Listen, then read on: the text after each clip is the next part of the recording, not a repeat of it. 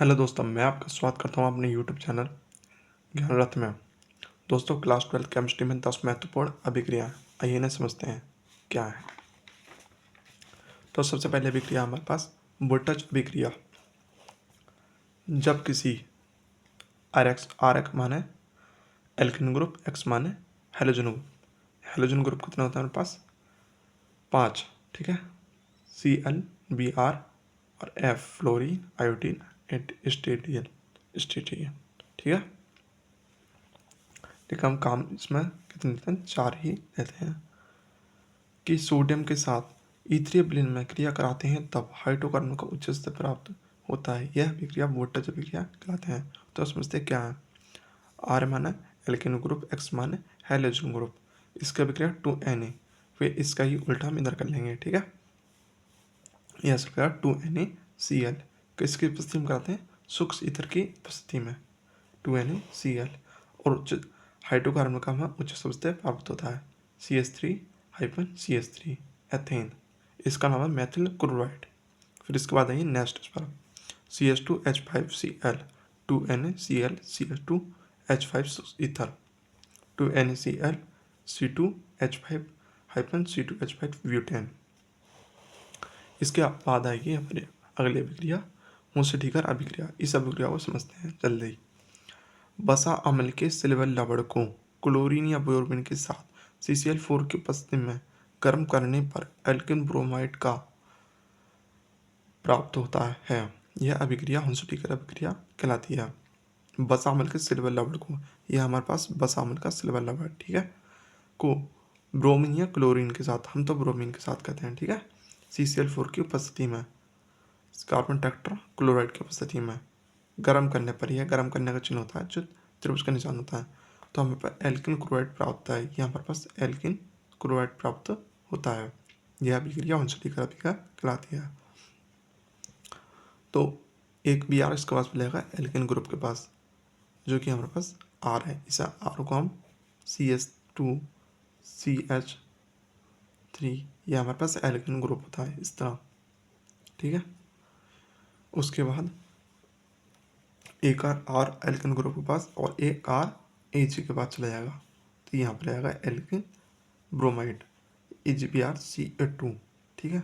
इसे दूसरे से समझ सकते हैं C2H5C2AgBr, एक R इसके पास और एक R इसके पास, C2H5Br AgBrCl2 एथिल ब्रोमाइड, इसका नाम था सिल्वर परमानेंट।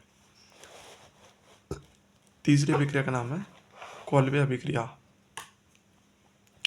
यह फिनॉल की अभिक्रिया क्षार NOH तथा कार्बन डाइऑक्साइड तथा हाइड्रोक्लोराइड की उपस्थिति में करवाने पर एलिसिलिक अम्ल प्राप्त होता है, जिसे कॉल्वे अभिक्रिया कहते हैं। तो समझते हैं फिनॉल क्या है। फिनॉल का हमारे पास जो सूत्र होता है हमारे पास इस तरह होता है। ये हमारे पास होता है फिनॉल, यह मैंने OH लिख रखा है लेकिन दिखाई नहीं दे रहा है, और ये होता है खाली बेंजीन। इसका अभिक्रिया से कराएंगे पहले 4ONH, तो यहाँ से कर जाएगा जल, ठीक है, H2O, फिर यहाँ पर Na आ जाएगा क्योंकि इसकी जगह खाली होगी तो इसकी जगह ये भी तो जाएगा, ठीक है।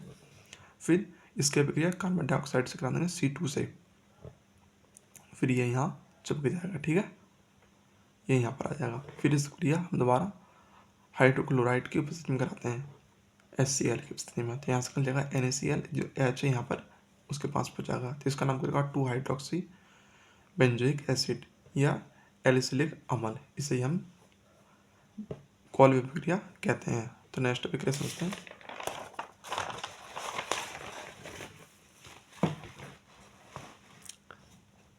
तो नेक्स्ट अभिक्रिया राइमेटिमन अभिक्रिया। फिनॉल की अभिक्रिया क्लोरोफॉर्म तथा NOS तथा पुनः NOH से करवाने पर सैलिसाइलाइड प्राप्त होता है, जिससे राइमेटिमन अभिक्रिया भी कहते हैं।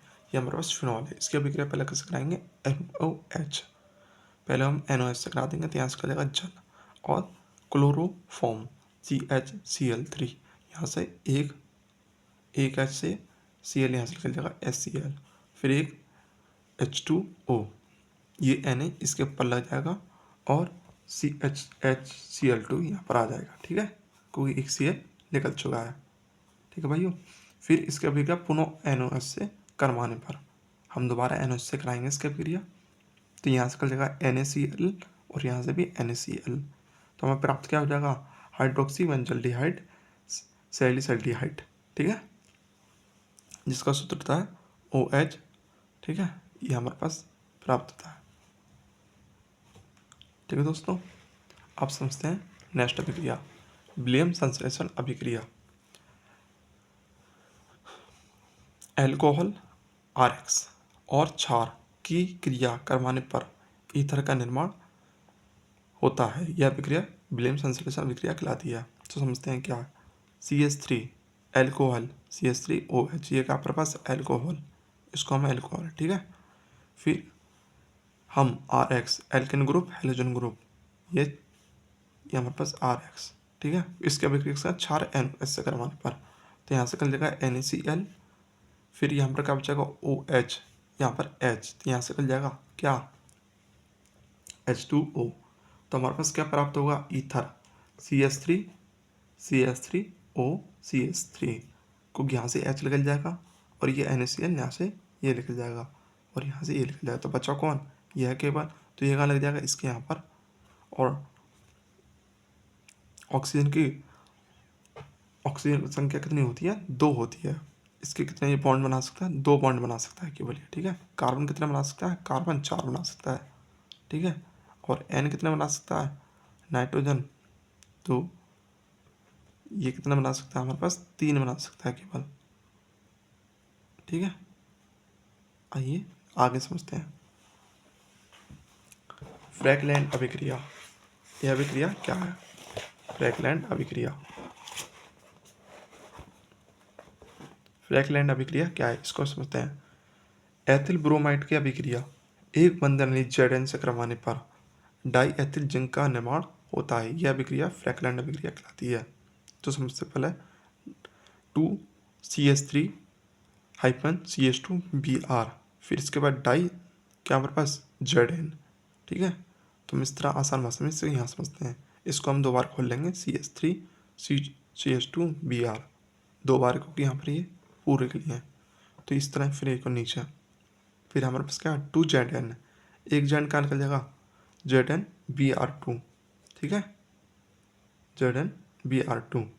फिर हमारे पास कौन सा निर्माण होता है, डाई एथिल जिंक का निर्माण, CH3CH2, ये एक संग ले लेंगे, एक कोष्टक में कर लेंगे, दोनों एक जैसे हैं तो एक कोष्टक में लेंगे, इसको लगाना है होल स्क्वायर क्योंकि ये 2 हैं, ठीक है, होल स्क्वायर। कितना Zn बचा हमारे पास, एक Zn बचा, Zn लगा देंगे, इसका नाम क्या हो जाएगा, डाई एथिल जिंक, ठीक है। आइए नेक्स्ट प्रक्रिया समझते हैं, कैनुजारो अभिक्रिया। यह हमेशा यौगिक कार्बोक्सिलिक जिसके अल्फा हाइड्रोजन नहीं होता, ठीक है, जिसका अल्फा हाइड्रोजन नहीं होता। फॉर्मल्डिहाइड की अभिक्रिया किसी क्षार से करवाने पर एल्कोहल तथा कार्बोक्सिलिक आयन प्राप्त होता है, जैसे कैनुजारो की अभिक्रिया कहते हैं, ठीक है। ये हमारे पास क्या है, 2 फॉर्मल्डिहाइड 2HCHO, ठीक है। या तो हम इसकी अभिक्रिया क्षार की ओर से करा सकते हैं या NaOH से करा सकते हैं, ठीक है। तो हम किसी एक दोनों से एक से करता हूँ, मैं QH से कराता हूँ, ठीक है भाइयों।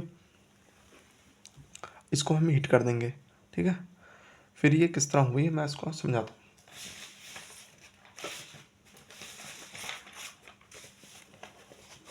इसको हम इस तरह खोल सकते हैं भाई लोगों, ठीक है, इसको हम इस तरह खोल सकते हैं क्योंकि हमारे पास 2 है, तो C2H, एक H इसके पास, एक H इसके पास, प्लस C2H और C2H, प्लस हम QOH को कैसे लिखते हैं, यहाँ H लिखते हैं और यहाँ OK, ठीक है। अब यहाँ से क्या निकल जाएगा हमारे पास OH, ठीक है, यहाँ से इससे निकल जाएगा, तो क्या बन जाएगा हमारे पास जाके यहाँ से निकल जाएगा और ये किस में जुड़ जाएगा जाकर, ये इसमें आकर जुड़ जाएगा, तो क्या इससे बन जाएगा, ये प्राप्त कैसे होगा हमें, जब हम एक बॉन्ड तोड़ेंगे तो कहाँ से एक H जुड़ जाएगा इसके पास, ठीक है।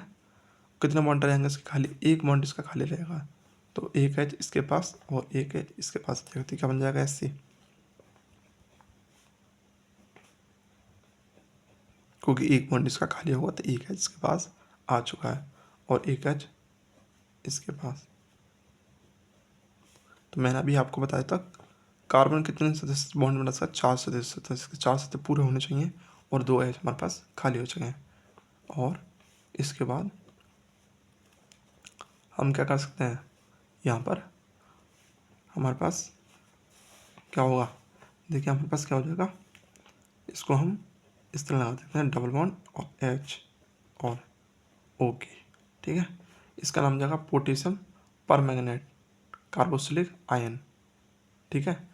एक हमारे पास क्या प्राप्त हुआ, एल्कोहल, ये का जाएगा हमारे पास CH3OH, ये क्या हमारे पास एल्कोहल, ठीक है, ये हमारे पास एल्कोहल।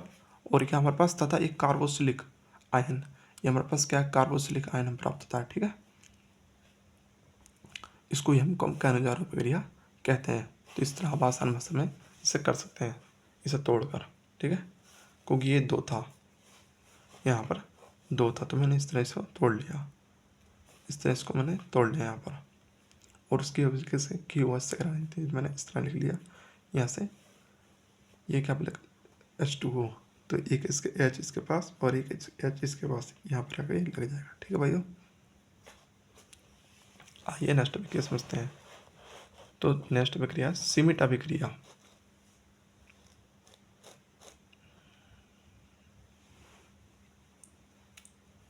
तो सीमित अभिक्रिया CH3C डबल बॉन्ड O, ठीक है, डबल बॉन्ड O फिर H,